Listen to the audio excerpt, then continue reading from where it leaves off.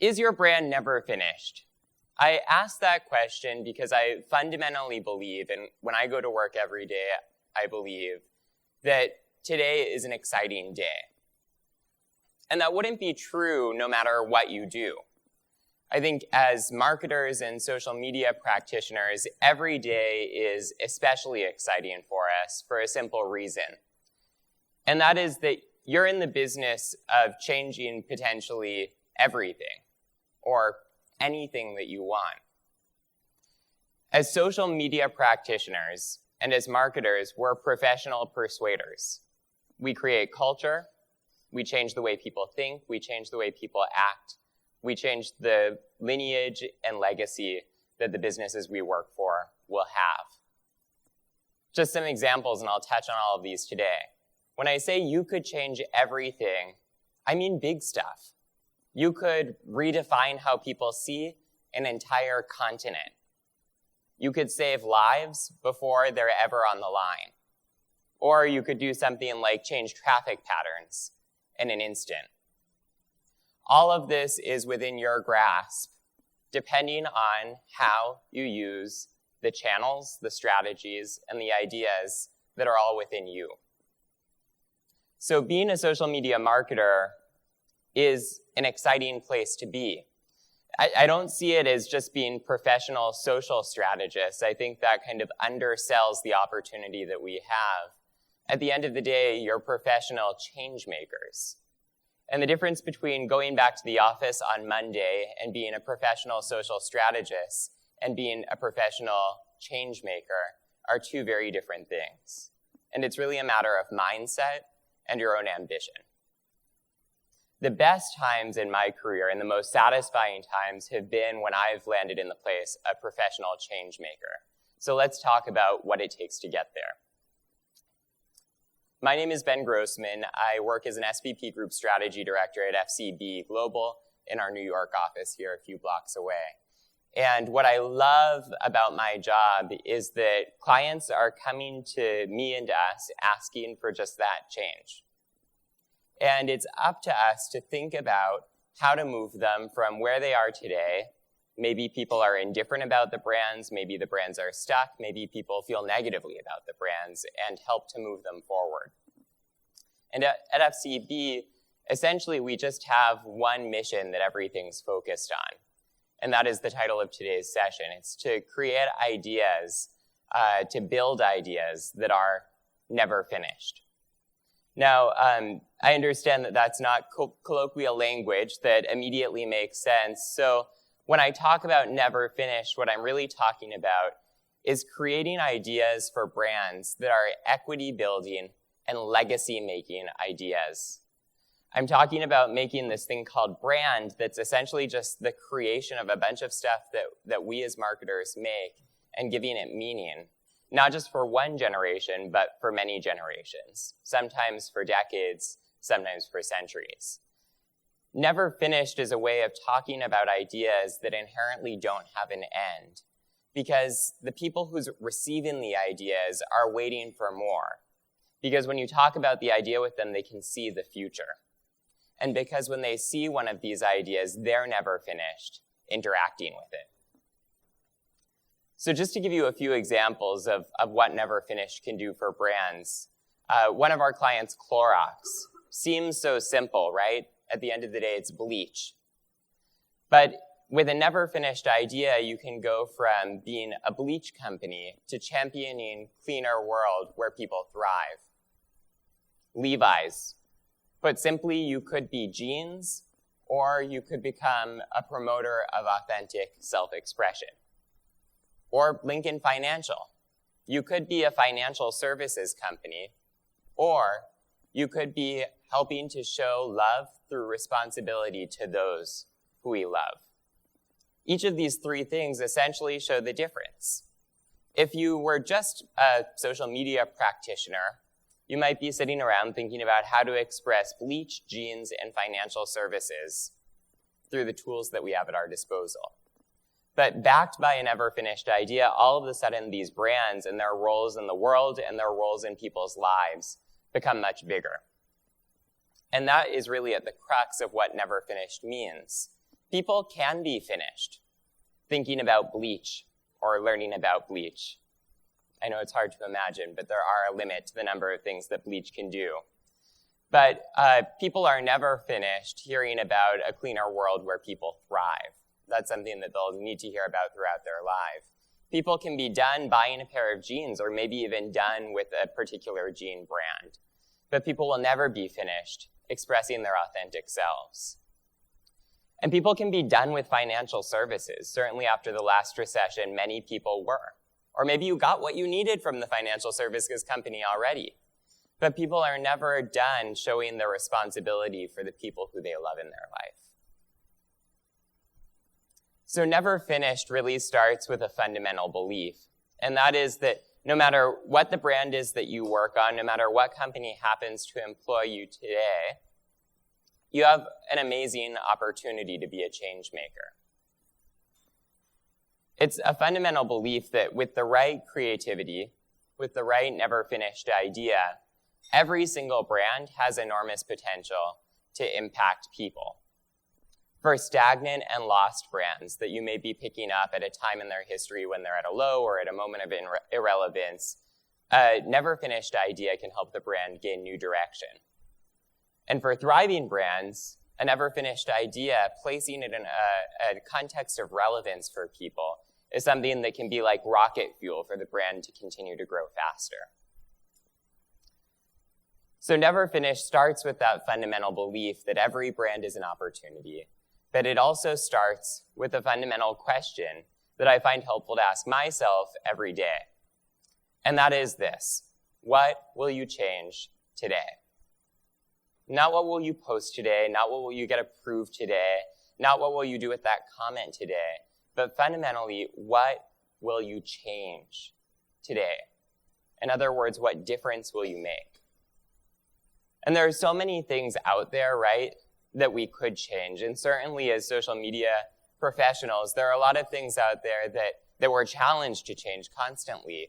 Follower count, post schedules, approval processes, views and click-throughs, likes, comments, shares, reactions, sentiment, attitudes. And it's so easy to get caught up in all of that because so much of it is quantifiable, so much of it you're under pressure to change.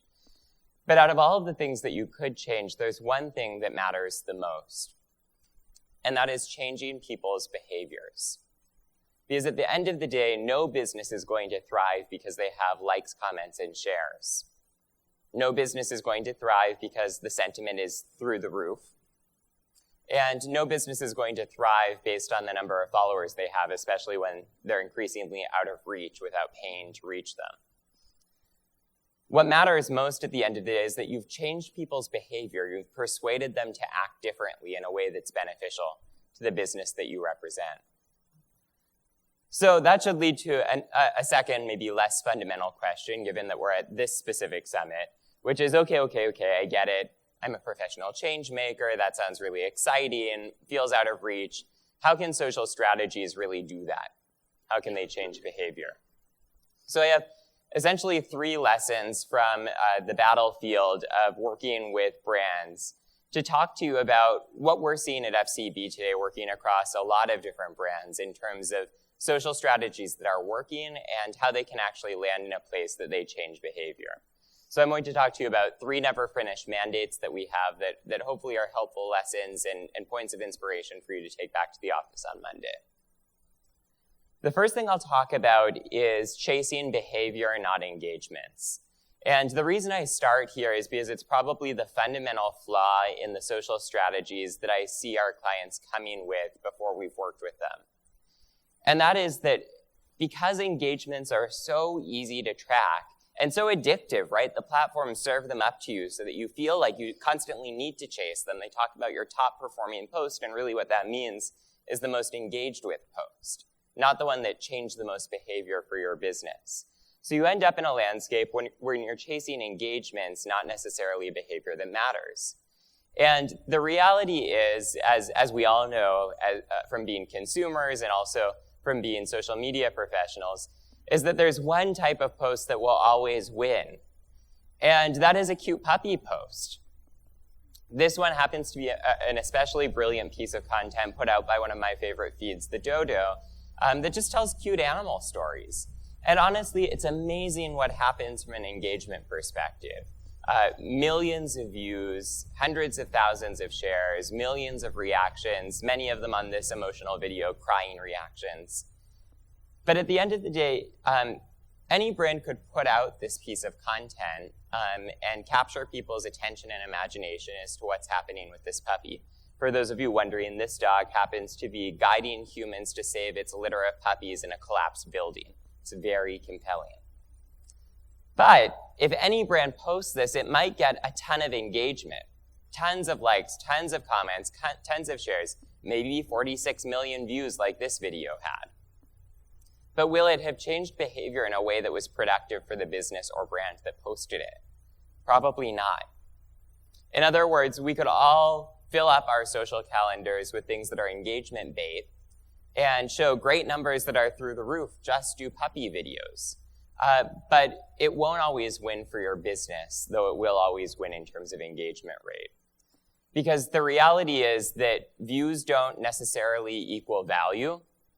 Engagements don't necessarily equal value. Sentiment doesn't necessarily equate to business value. The only thing that really equates to business value directly is some sort of behavior change. And at the end of the day, behavior changes don't come from understanding what will get you a double tap. It's achieved through real insights about real people and what actually compels them to change. So the upside opportunity for all of us is to really tap into those insights and understand how we can make a change.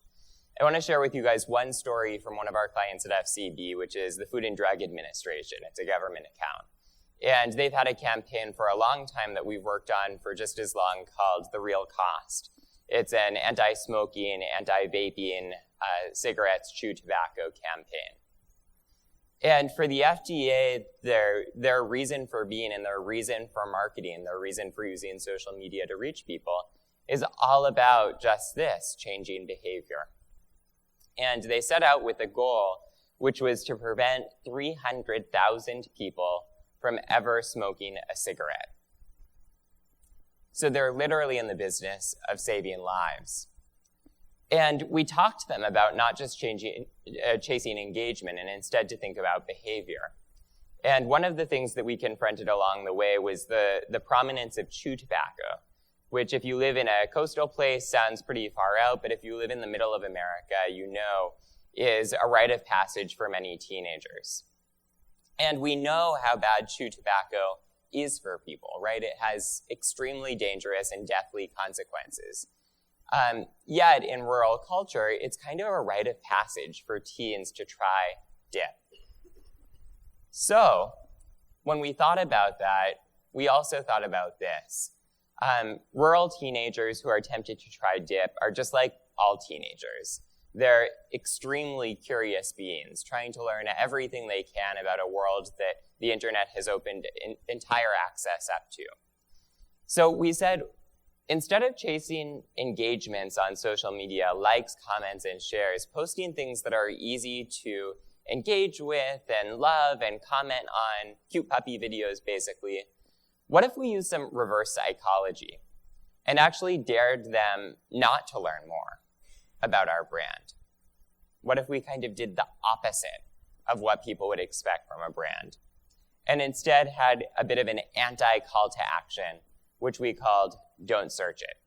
So I'm going to show a video of how that turned out and then talk about how it changed behavior.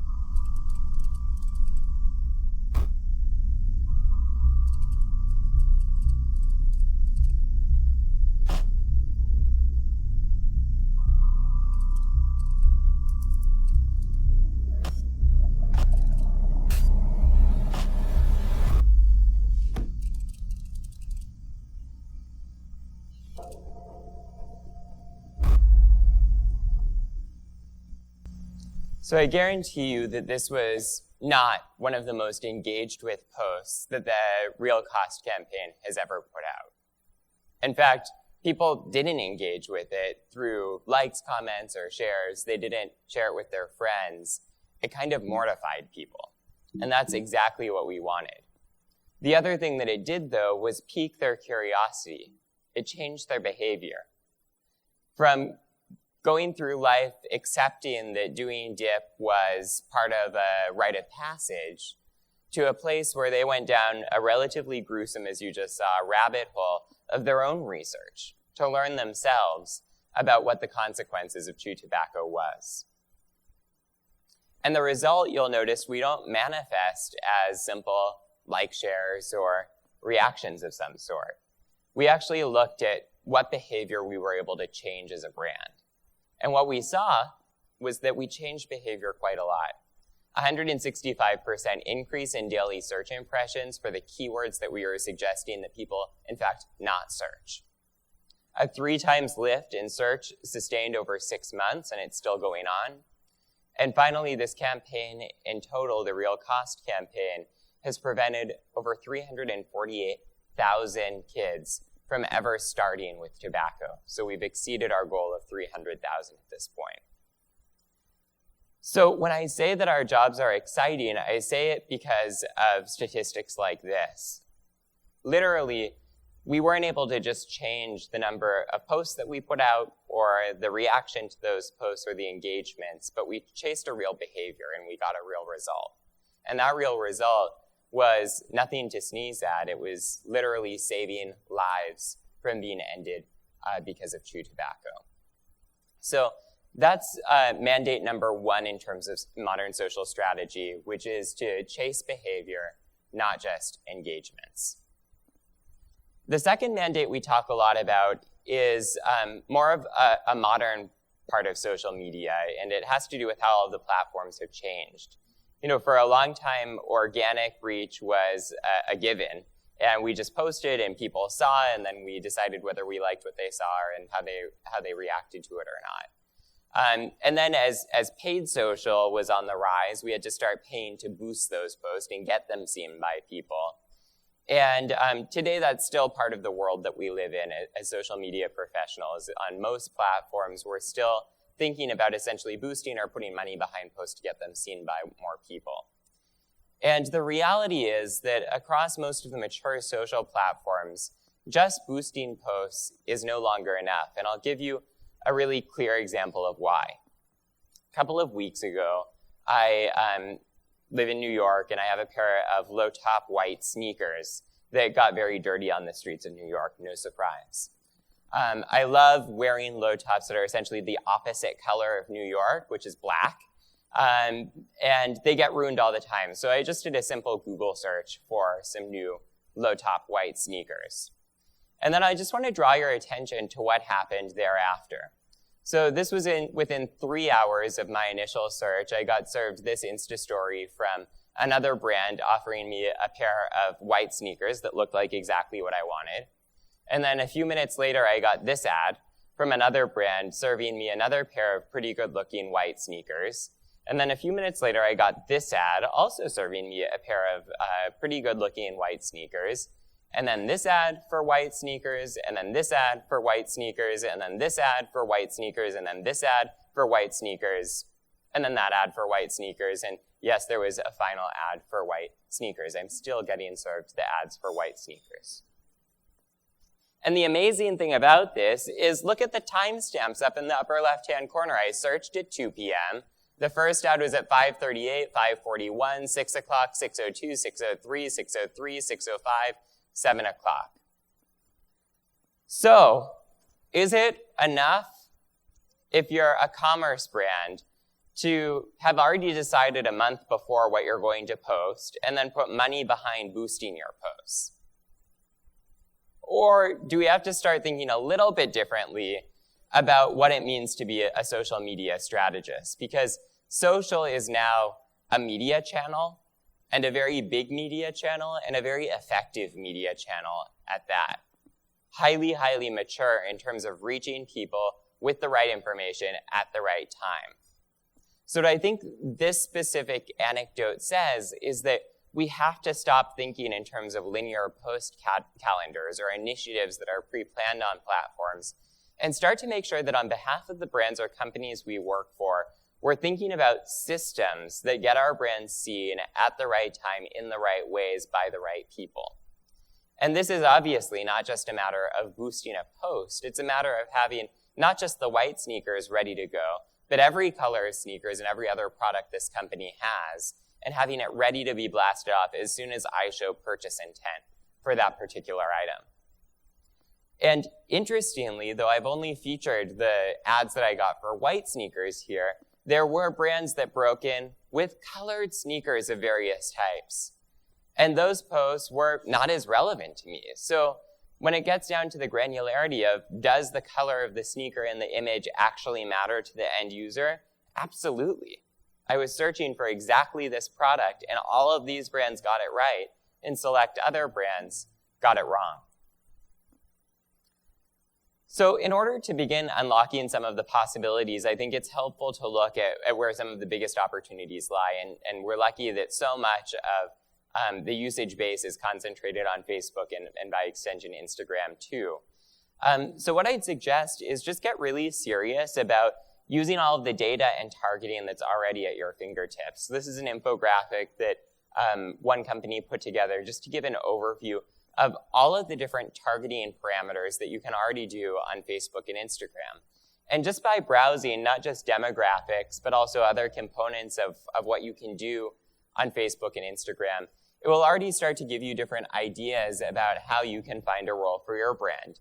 Look at the different interests that you can target, or even look at the different behaviors that you can target, like mine showing purchase intent for white sneakers. Or even look at the connections and remarketing opportunities that can drive huge efficiency for your brand.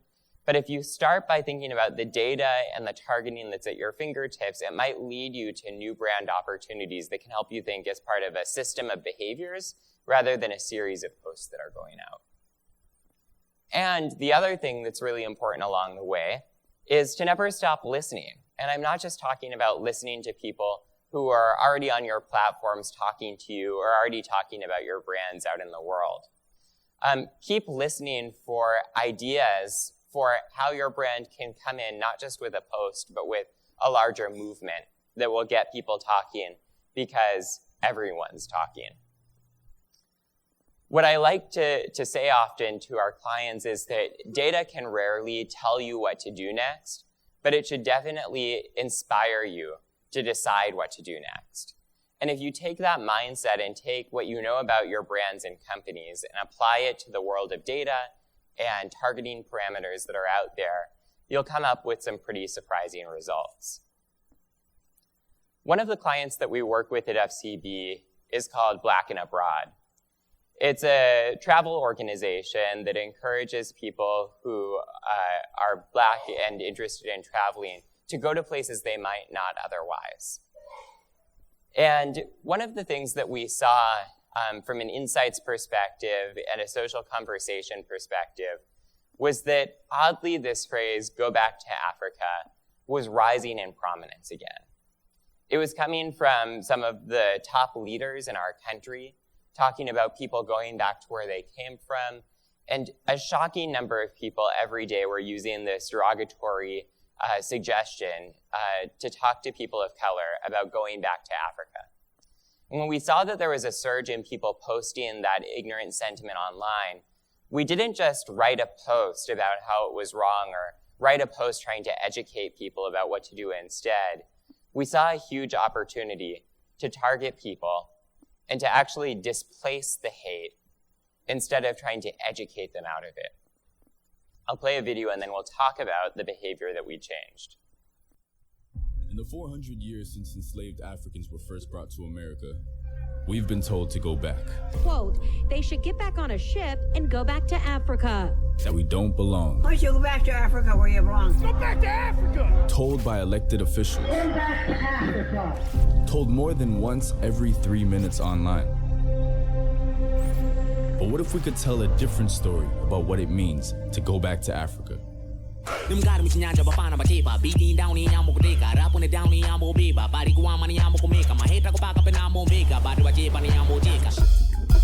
This is Go Back to Africa, a Pan-African tourism campaign for Black and abroad that hijacks real hate as it happens in real time on Twitter, erases the racist context, and displaces it with the positive vision of Africa through hyper-targeted ads for each of Africa's 54 countries.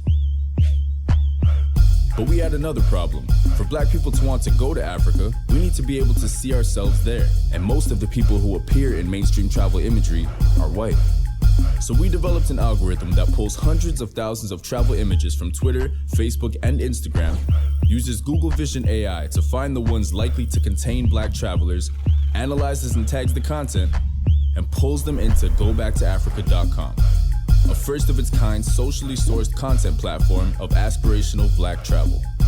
From Algeria to Zimbabwe. This platform also becomes the foundation for a programmatic influencer marketing campaign. So if one of our millennial targets likes cuisine, adventure, and wildlife, they get a custom ad designed to help them see themselves there.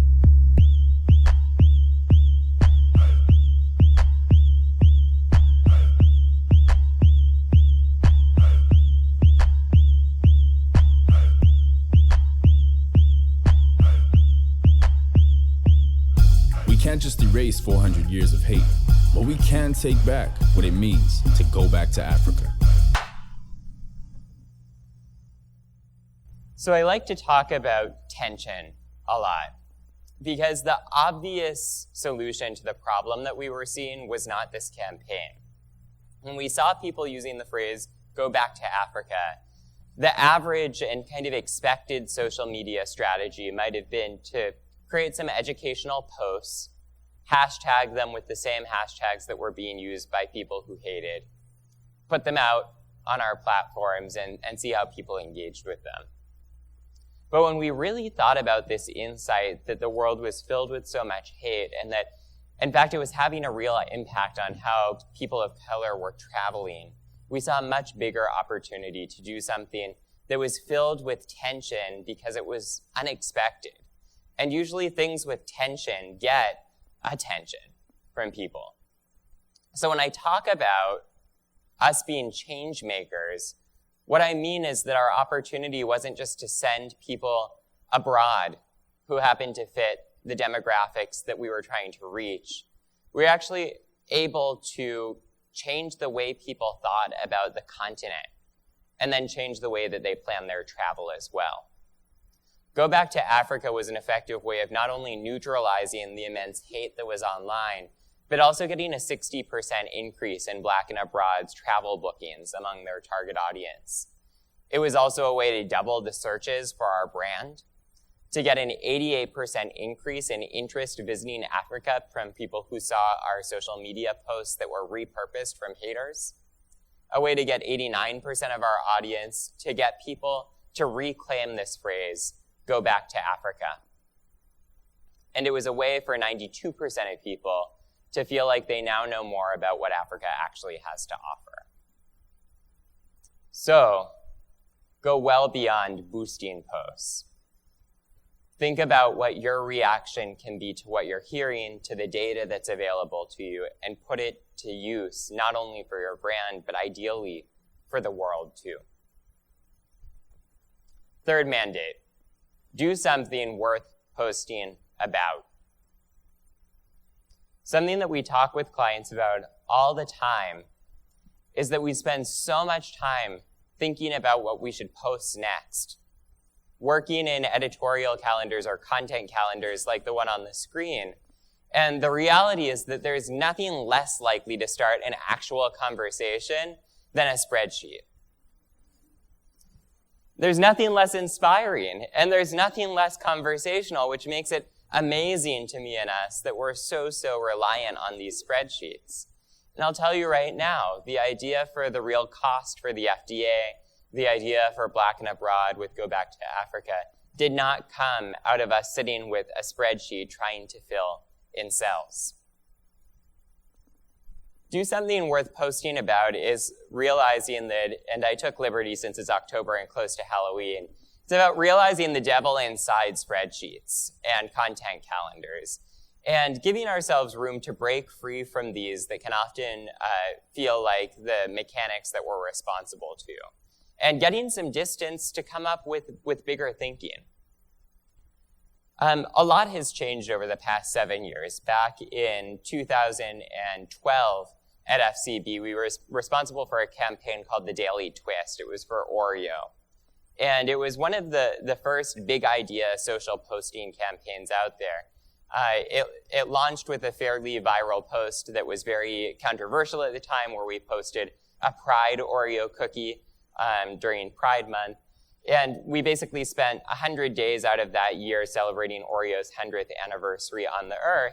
But the crux of the campaign was all posts. And it was great.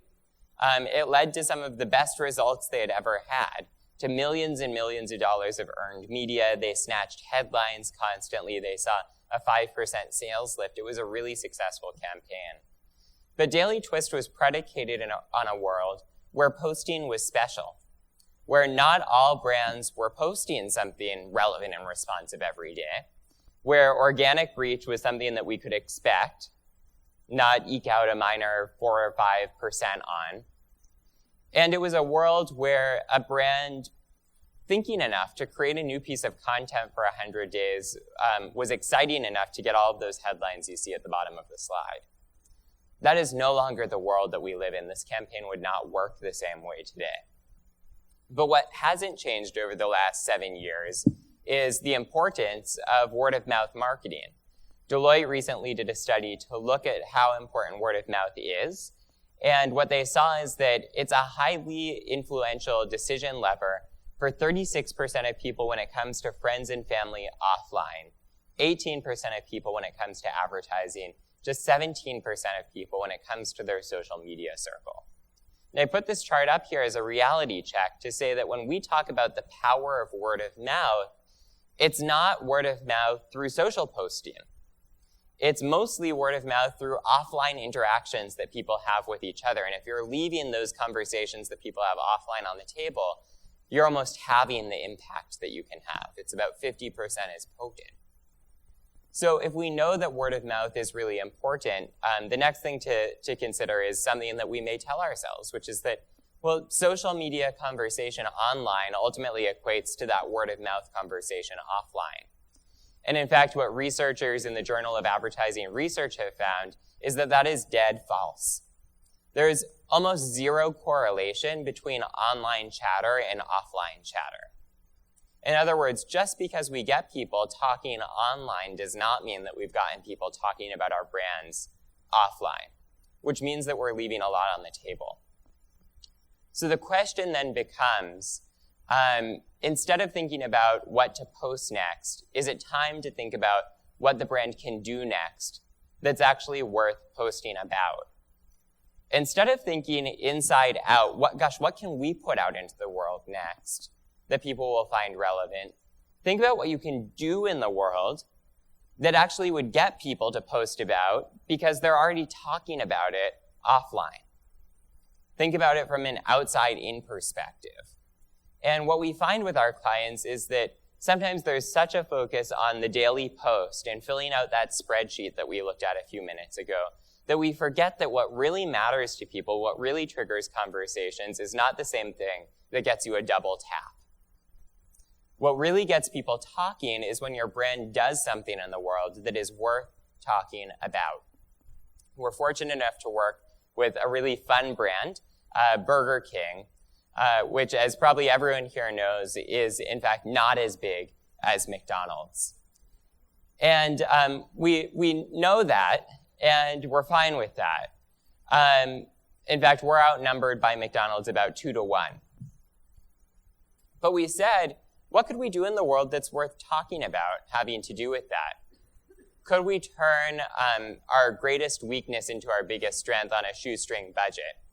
And could we get customers talking about Burger King because it's all anyone's talking about? And the answer was yes. Here's what it looked like. Burger King wants you to come here. Yes to McDonald's.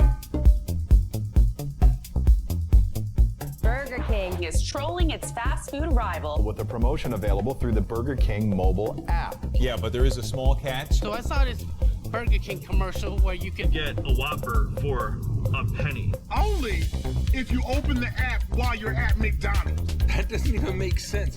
You have to go to McDonald's for a Whopper? Whopper? Use Burger King's BK app, then be within 600 feet of a McDonald's restaurant. Burger King geofenced over 14,000 McDonald's restaurants in the U.S. Unbelievable. So I've parked my news car about 100 feet from a McDonald's. I'm at McDonald's getting a coupon for Burger King. I almost feel like I'm stealing. Let's go for the unlock. Yes! You unlocked the Whopper detour. This is a really cool promo, guys. How fun is this?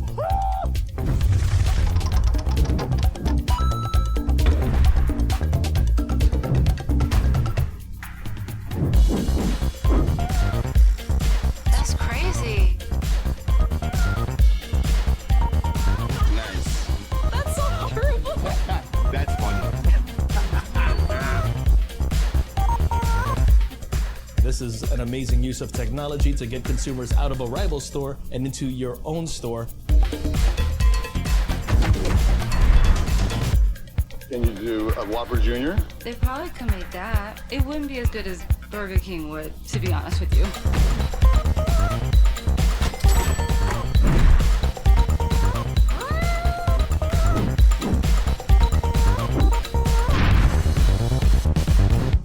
Okay, where's the Burger King? Like 4 blocks to your left.